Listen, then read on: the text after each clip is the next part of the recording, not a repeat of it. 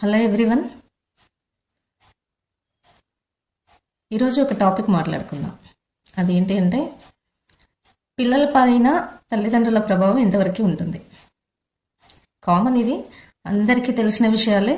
కాకపోతే ఏంటి అంటే చిన్న చిన్న పొరపాట్లు చేస్తూ ఉంటాం మనం.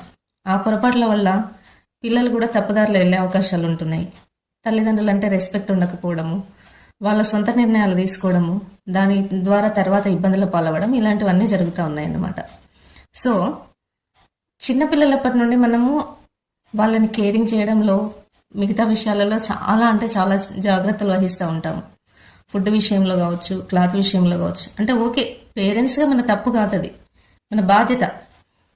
మంచి స్టడీ ఇవ్వాలి, క్వాలిటీ ఫుడ్ ఇవ్వాలి, క్వాలిటీ స్టడీ ఇవ్వాలి, క్వాలిటీ క్లాత్స్ ఇవ్వాలి. మనం ఇబ్బంది పడ్డా పర్వాలేదు, కానీ మన పిల్లలు ఇబ్బంది పడకూడదు.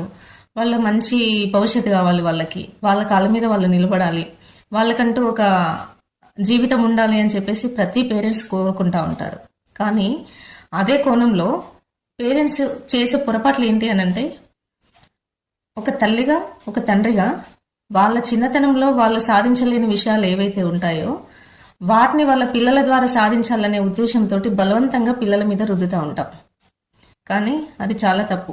అలా రుద్దడం వాళ్ళ భావాల్ని, వాళ్ళ మనోభావాల్ని దెబ్బతీసే విధంగా పేరెంట్స్ ఎవరు కూడా ప్రవర్తించకూడదు.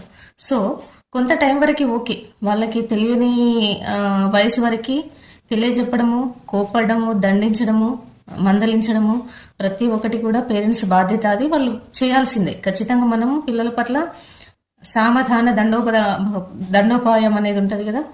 నిదానంగా చెప్పాలి, గద్దించి చెప్పాలి, బెదిరించి చెప్పాలి, దండించి చెప్పాలి.